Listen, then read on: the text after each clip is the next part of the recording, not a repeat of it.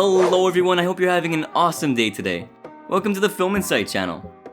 For today's video, we're going to cover some restaurants featured on Gordon Ramsay's 24 Hours to Hell and Back and reveal if they're still open today. So, sit back, relax, and without further ado, let's get right into the content, guys! Bear's Den Pizza. For this 24 Hours to Hell and Back episode, Chef Ramsay makes his way to Conway, Arkansas to help out Bear's Den Pizza. Opened by two best friends, Brad and Steven, back in 2008, they also opened a bar at around the same time called Brewski's. Brad had control over Brewski's and Steven took over Bear's Den, although both had 50% ownership of each business. According to one of the bartenders, Stacy, the bar used to be jam-packed, but since it built a horrible reputation, sales began to plummet. Steven would drink and get hammered all the time, the staff lacked passion, so most of the food was microwaved and customers were not impressed with the service quality. As a result of this failure, a big strain was put on Brad and Steven's relationship, making business even harder. Since they were desperate, they reached out to the famous chef to guide them in the right direction. Arriving in a hippie disguise with two university professors at his side, his first impressions were not good. The restaurant smells and is falling apart, the food they order was clearly either frozen and heated or microwaved, which disgusts Ramsay. Taking off his disguise, he pulls the staff out of the kitchen and shows them some footage he captured of them through the secret cameras. Viewers can see how there's black mold, rat droppings, a broken freezer, rotting produce, dirty appliances, frozen food, and an unprofessional owner. As a result of this appalling footage, Ramsay says that no one cares and that Steven is a drunk, which makes him break into a fit of rage. Things began to calm down after some discussion, and the famous chef was finally able to make some valuable changes. Not only changing the menu to include easy but delicious meals, he gave the interior a decor change, which Brad loved. Fast forward to today, and the restaurant is still open thanks to the improved kitchen staff, better pizza skills, and Steven being out of the picture. They have pretty mixed reviews on Yelp, but still rock an average 3-star rating, many praising the pizza, but complaining about the service quality. Seafarer's Family Restaurant.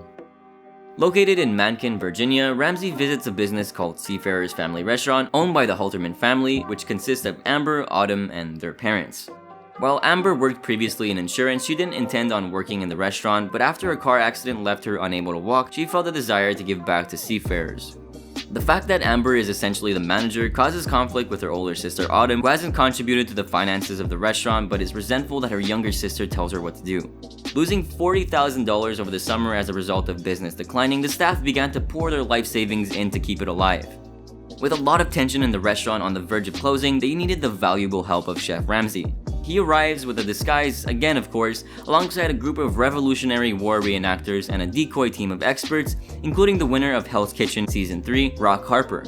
Again, his first impressions were not solid, with the restaurant reeking of seafood and the staff acting in an unprofessional manner. Ordering oysters, crabs, tuna, and deviled eggs, they reach his table relatively quickly, but not without tasting horrible. Gordon spit out most of the food that he tried to eat. Disgusted by the stench, he takes off his disguise and goes into the kitchen to find a pot covered in rotten seafood, which makes the head chef Logan speechless. Then, to take things a step further, he shows the staff some hidden footage he took, which showed more rotting seafood, flies on the ingredients, improper storage of food, and Amber telling Autumn not to serve spoiled deviled eggs. Ramsay soon finds out that Amber is the biggest problem, who is not only careless and always picking a fight, but she's crazy for tips and will even chase down people if they didn't give her enough. Once Autumn left her job, things were finally getting better, especially since Ramsay gave the restaurant a fresh new start. It was renamed to Halterman's Eatery, given a new look with nice furniture and an updated POS system, better equipment, and an improved menu. Today, the restaurant is doing amazing with a 4-star review on Yelp across 47 unique reviews, many praising the amazing food, but others complaining about the service received. Blend on Main. Owned by Chef Lou Smith and opened in 2014, Blend on Main was popular with the locals and tourists, but that began to decline with time. Even if they are in a prime location, being on Main Street, the locals are no longer coming, so they mostly rely on tourists. Working with his wife Tara since they met in 1998, she took over as the general manager of Blend, taking on most of the restaurant jobs except for cooking.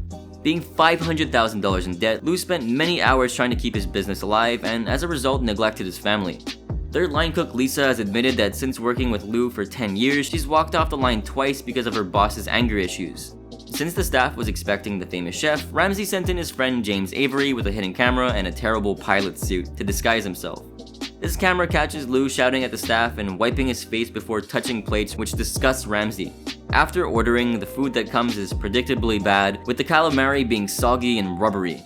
As usual, Ramsey reveals himself and exposes some hidden footage to the staff, showing Lou putting his fingers in the food to taste them, moldy fruits, and a toxic kitchen environment.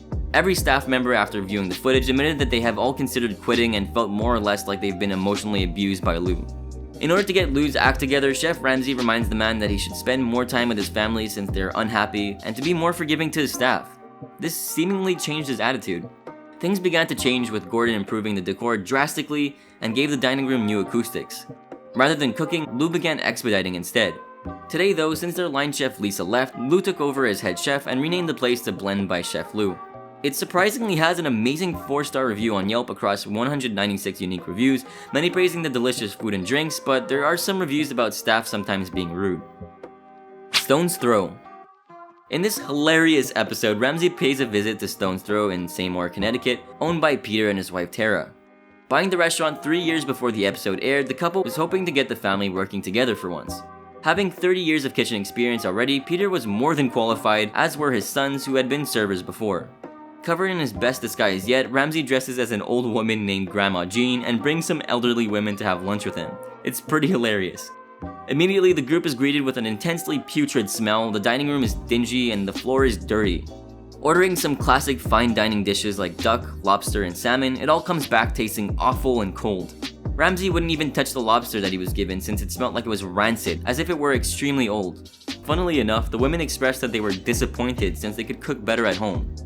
Fed up with this awful experience, the famous chef takes off his disguise and embarrasses the staff with the hidden footage he captured. Their kitchen was a complete fire hazard, they had mold all over the place, they stored chicken poorly, and had uncovered food in the fridge. Realizing the staff is too scared to stand up to their negligent boss, Ramsey gives Peter a good verbal lashing. Through some more investigation in the kitchen, a ton of rotting meat and seafood was found that could potentially kill someone if served. Understanding and accepting that things needed to change, Ramsey makes Peter the head chef and advises him to step up and take control. Many changes were made to the menu and decor, which a majority of the customers reported to love. Even if the reviews were quite mixed, with them receiving 3 stars across 150 unique reviews, Ramsey did improve things drastically. However, it seemingly closed down in 2019 according to a Yelp reviewer, though the reason is not quite clear. Maybe standards just went downhill again. Vassie's Restaurant and Bar.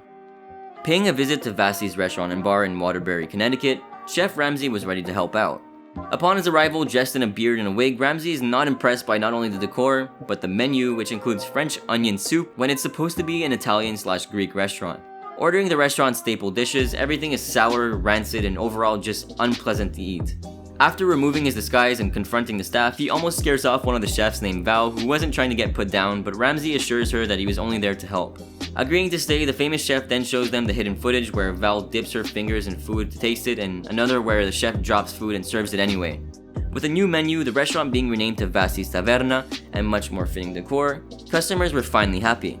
Getting 4 stars on Yelp across 61 different reviews, things were going well until Vassie accepted a deal which he thought would make him more money. However, this was going to be Vassie's biggest mistake since something went wrong, leaving him with no deal in the end. Sadly, as a result, the restaurant officially closed down in January of 2020, and it seems like it'll be that way for good. Well, that'll be all for today's video here on the channel. I do hope you enjoyed, and if you did, be sure to drop a massive like down below and comment your thoughts. Subscribe for more content like this, and turn on those sweet bell notifications for instant access to our content. Have a good one, guys.